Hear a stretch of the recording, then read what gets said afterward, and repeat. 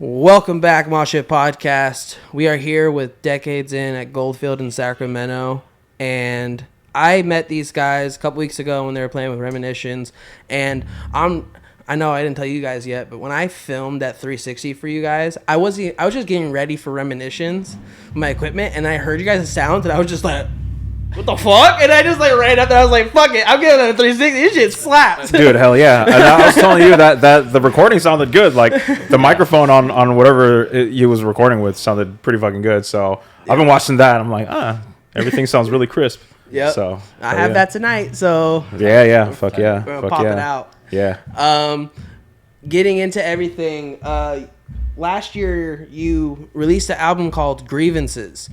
And I want to get your backstory behind the creation of that album, and like, was there any like personal meaning behind it to you? Well, first, the last thing we released before Grievances was back in 2015, our self-titled As Decades In. And we used to be in a band called Dennis is Dead, so we've been playing since like 2007, 2008. Then in 2015 we decided to change our name to Decades In, and then we released a bunch of shit and all that. And we just kind of felt like after that, like maybe 2018, we were just like, what are we doing? We were playing shows, we were doing the road, and just doing the local stuff. But then I remember like one night we really asked ourselves and had a serious conversation. We're like, all right, let's fucking write. Like, let's get serious about this again, and let's see where this will go and take us. Yeah. So that was 2018. So we wrote a bunch of songs, and then obviously like it takes us a long time to write, but it took us 2 years to write like these 4 songs that we had, and then COVID hit. And then we were like, well, this is an opportunity for us to really look at our music again. And is this what we really want to release?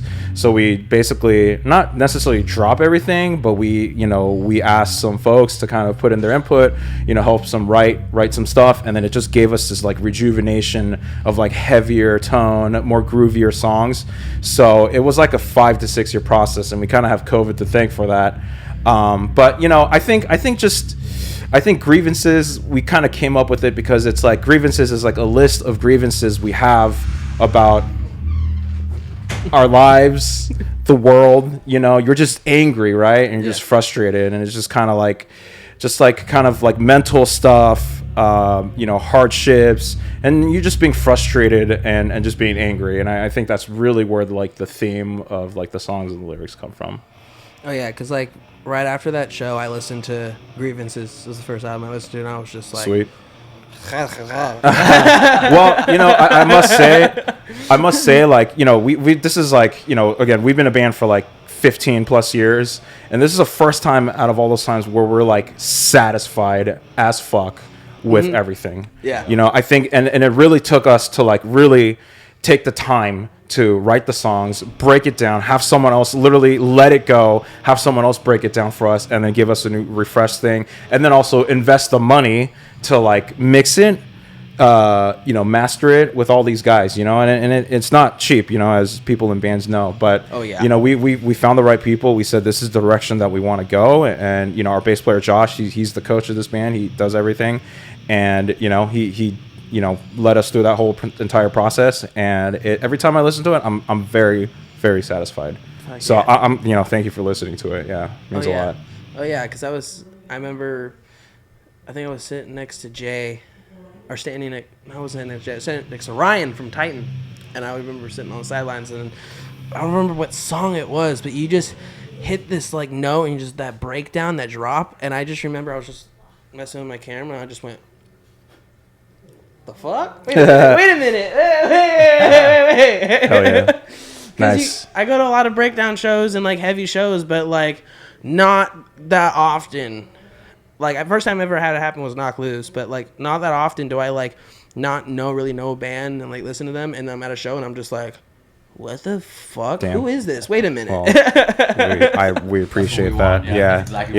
That means the world to us, so thank you for that. That alone just validates all the, past years, like we did this shit. All the grievances, and it's not easy, and we feel like out of the 15 years we've done, like we feel like we're the happiest right now. Yeah. You know, it took a lot of lessons of like bad shit, breaking down across tours, playing fucking to no one, you know, and all this bullshit, you know, to finally come to this point, you know, and like in post-COVID, like something is different. Yeah. You know, something is definitely different. There's a new generation, and yeah, we're just kind of looking at it like, you know, let's just have fun. Yeah. Instead of making too much about business. Because I'm like, a lot of things coming back, and that's why I do this. I'm trying to bring back that MTV feel, right? Where you can like, they're at the venue talking to the bands, bullshit, and getting photos and videos. Yeah, hell yeah. I'm trying to bring that shit back. Yeah. Word. And like,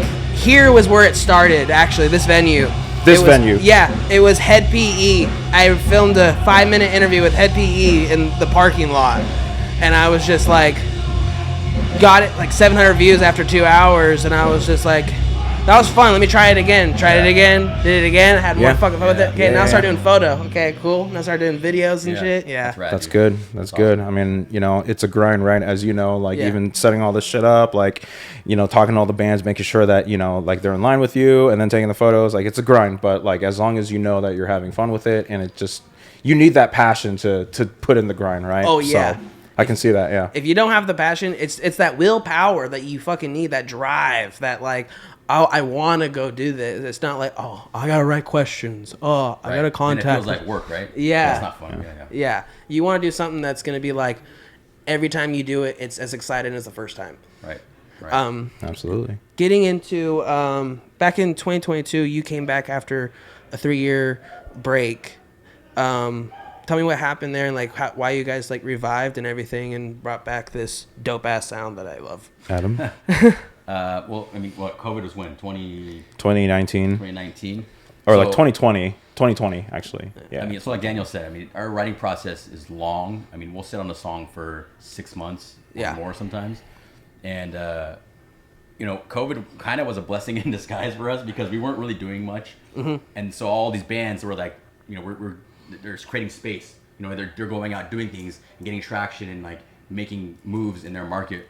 And we're not doing anything. So we're just staying still. Yeah. And then COVID hit and nobody could do anything. So it was kind of a blessing in disguise, I say, because at that point no bands could do anything. So it's like not like we were losing traction because we were just like here. You know, everyone's just here. I mean, that too. We felt like we were kind of starting from ground zero because, you know, after like, you know, our last 2015 EP, you know, it was fun. It was great. You know, we put a lot of work into that. You know, it sounds great too, but we just kind of just felt like that passion was kind of dying, you know, and we weren't sure of like, you know, So we told ourselves like, okay, let's do this one more time. And if it like does anything, even a little bit of traction, and kind of, you know, exceeds what we're expecting, which was none. Like we felt like we were starting from ground zero, and, you know, and that's why, you know, once we started writing these songs, we're like, oh, like we are catching on to something, you know, and we start to kind of get into the groove of like how we communicate, how we write, you know, and the process was slow because we met like once a week, maybe at most twice a week, right? Because we're just busy, everyone has families, so, you know, we really had to dedicate that time and just be consistent, you know.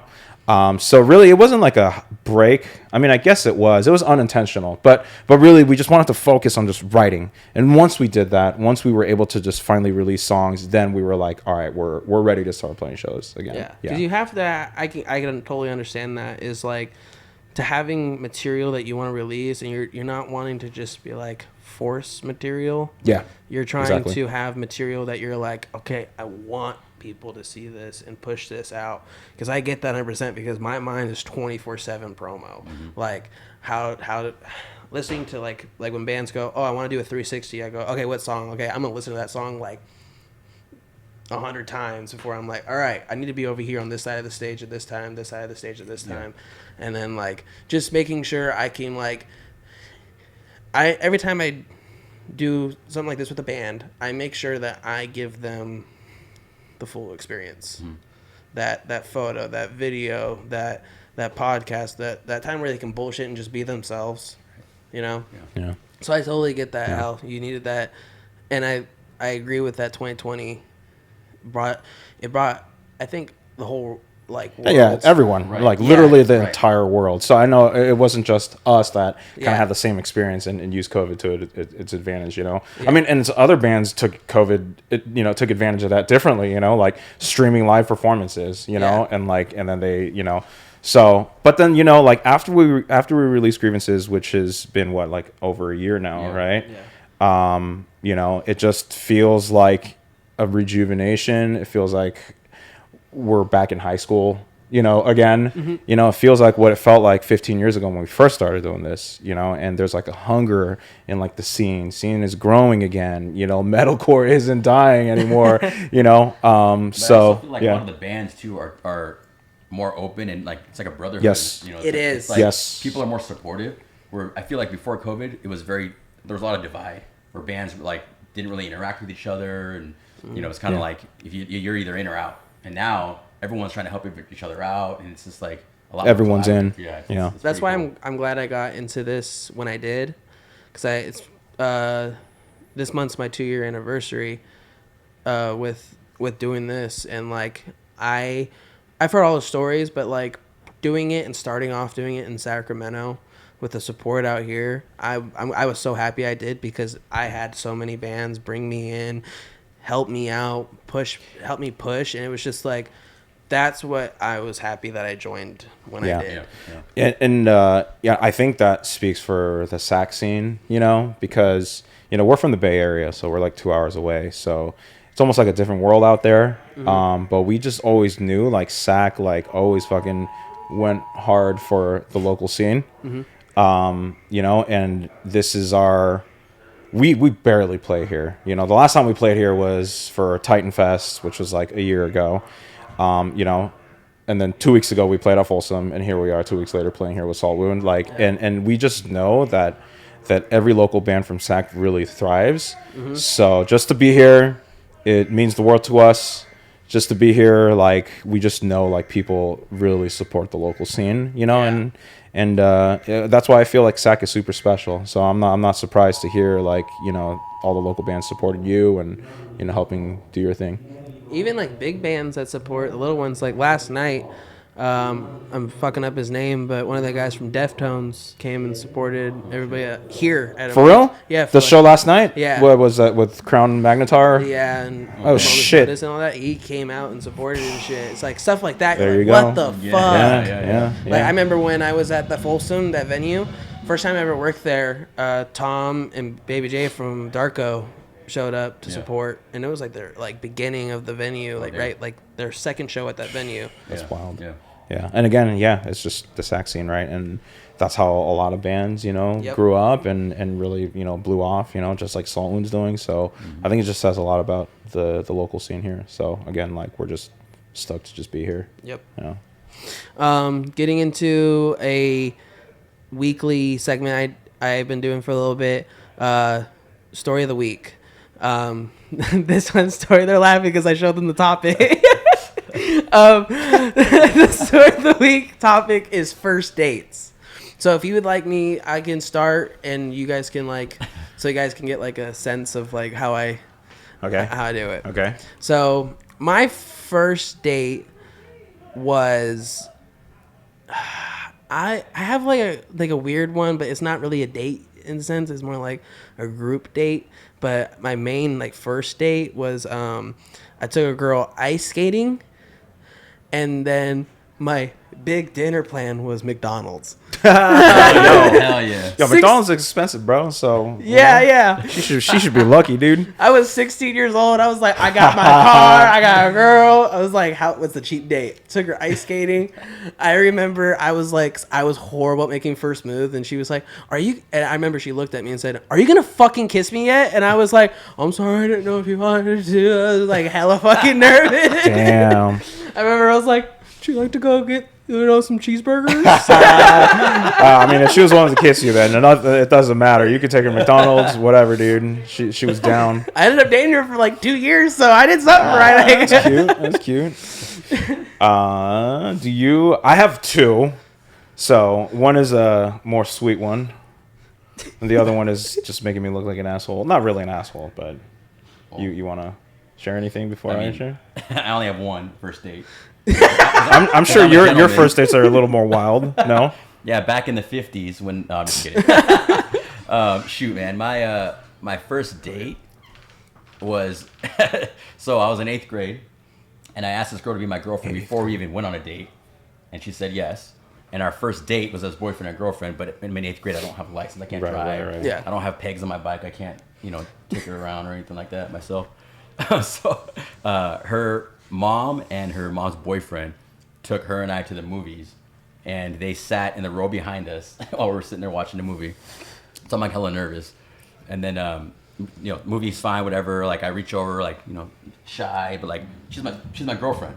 But I'm still like, I don't know if she wants me to like hold her hand or anything like that. So I held her hand.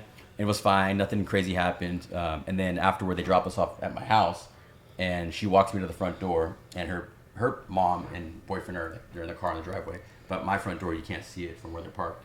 Yeah. And so we walk up to the front door, and all of a sudden we just started making out, and it felt like hours. Like, it felt like we were making out forever. And like, it's not even that late. So my whole family's in the house, and like, my front door was glass. So people were like, if anybody walked by the front door. I can imagine just an 8th grade Adam just fucking hard as a fucking rock. Just making out. He just hunched over, like, Dude, yeah. look down. It's like, damn. look down. Nice. It was like, nice. It was incredible. But then after what felt like hours, it was probably like 30 seconds. Yeah. She put her gum back in her mouth and then went back to the car. And that was She it. put her gum back in her mouth? Yeah. She God put gum out. damn. She was a not a gentleman. What do you call it? She was a nice lady. Oh. a elegant lady. Yeah. Damn. For me, like, nothing crazy, but just when you say first date, kind of one of the more memorable ones was, back in 2018, we were doing our past self-titled EP, whatever. I just got broken up with, I wasn't like super heartbroken, but obviously it sucked. We went on this 2-week tour, and then during it, I was like, you know what, I'm gonna go on this online dating app, and it's a more wholesome online dating app. It's not like Tinder or anything like that. Grindr. Yeah, Grindr. And then I met this one chick, and I just started talking to her on the road. The entire 2 weeks, we were like texting each other, being vulnerable. I did not tell her I was on tour because I was like afraid. I was looking for like a serious relationship, right? So I don't want to scare off this chick. I'm in a metal band, like. So I didn't tell her, but I was on the road the whole time, so I was texting her the whole time. We were being vulnerable with each other. And I remember we came back from tour after 2 weeks, and then the next day I drove out to the city because that's where she was, and I met her early in the morning to go eat at a breakfast place. And I felt like her pictures looked way better. Yeah, I'm fucking asshole. What was his name again? Rick. But then I remember it because I was like, all right, I'm willing to give it a shot. Although like she was dressed very nice, she was still pretty. But like I just didn't look like her pictures. But I still give it a shot. And then like we went for breakfast, and we sat at the park, and we just talked. And then like later for lunch, like we went to get burritos at Mission, and then we go to the park again, and I bust out my guitar and I freaking sing a song for her. And I'm pretty sure she really liked me, because we went on a second date, and then we went on a third date. And the third date, I was like, am I into her? Like, I don't want to drag her along. And then I just had to be real, and I just said, actually, I was a coward, and I did not say that to her, and I kind of stopped texting her. And then, and then she texted me. She's like, what are we? And it was like, do you still want to be with, do you still want to be something or not? And then I was like, I'm sorry. Like, I can't, I'm just not into you. And then she just never texted me back. So I still feel guilty to this day. Yeah. I've been there with like a bad, like, I think one of my worst breakups was like, I broke up with her because she was just not really there. She wasn't responding as much and everything. Yeah, so it's just like, absolutely. Like, bye. That was my previous relationship, and then eventually I wanted to break up with her in my previous relationship, and then she beat me to it. I remember I had dinner and drinks with my coworkers, and then I wanted to talk to her about it and be like, look, like, you're not present. I don't know where this is going. Like, not necessarily break up with her, but just talk to her about it. And then I got drinks, and I was kind of buzzed, and she's like, let's meet up. And I was like, you know what? I'll just get ice cream with her, and I'll just put it off to another day. And then she's like, I need to talk to you about something. And I was like, I just got super serious. I was just. You're like, just this is telling bullshit. you. I'm supposed to break up with you. I know, but I'm glad she did. I'm glad she did. I hope she's doing well. I remember that breakup when I told the girl that like that, and she got pissed. She's like, "You don't break up with me. I break up with you. I'm hotter than you." I was like, all right then. And all then right, she sure. tried, and then she got so mad. She tried to get me jumped. Oh, It was like high school. oh Jesus. But what's funny is her friends' boyfriends I sold weed to at the time. So they come up to me, they go, "They wanted me to jump you, but I'm not fucking doing that." I know. Nice. I was like, "Yeah, you ain't gonna no more weed." Because you're his fucking weed dealer. Hell yeah. Immunity. But getting into last question for you guys. What's a show that you would love to relive that you've either played or just went to? I mean, I think we both know the answer for relive. I have the two come to mind, but one of them I'm sure is the same. Okay, maybe there are two. One is, let me just say the obvious one. Yeah. When we were a band called Genesis Dead back in 2012, we opened up for the Acacia Strain, and then the promoter, or not the promoter, the guy that was running the show, so not related to the promoter. And we were kind of with this independent record label and booking agency at the time, so he knew the promoter. But then at that time, we were supposed to open, and then the guy that was running the show all of a sudden put another band right before us, and they ran into our set.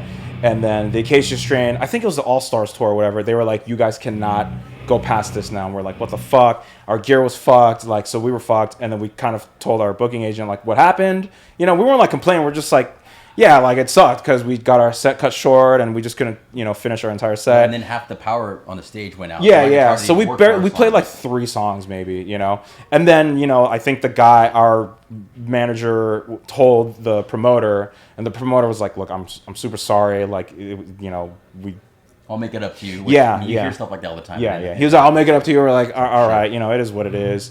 And then he was like, "Do you guys want to open up for?" And this is 2012 or 13. A couple months went by, and then and he was like, "Do you guys want to open up for Asking Alexandria, Amir, and For Today at the Catalyst in Santa Cruz?" No and we're like, pre-sales, no pre-sales, just hop on it, and then you guys open.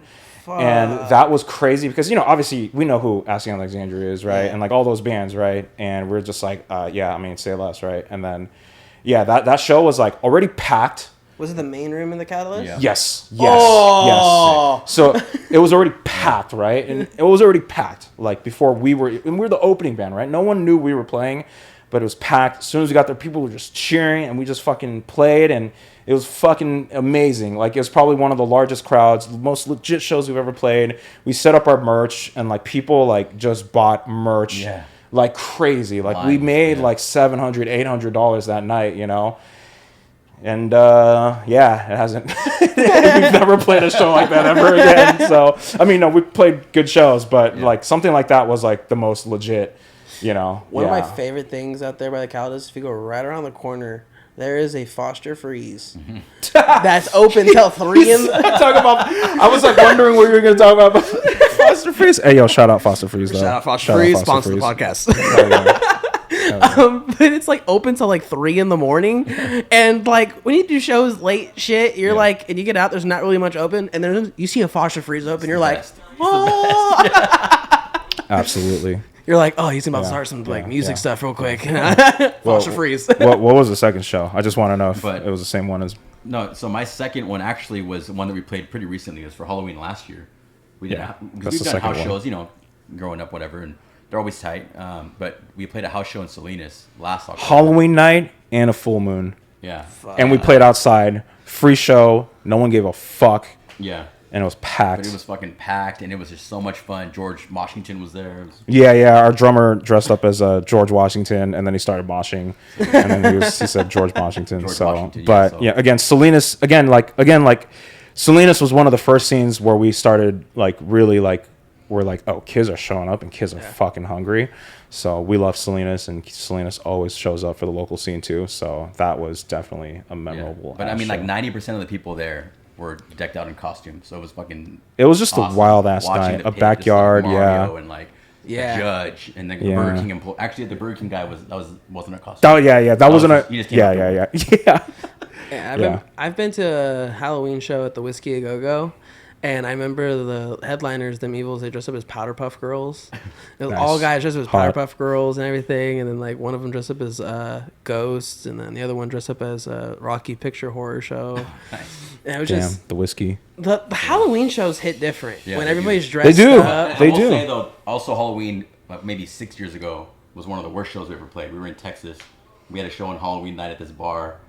Oh We were on God, Tour of yeah, yeah. And the locals all dropped off the bill, so it was just us. And Oh Central yeah, Shore. no one And the only watched, people no one who was were there there. was the bartender and then the sound guy. Yeah. And then actually there was one local band that still stayed. They didn't even watch. They just fucking just dipped.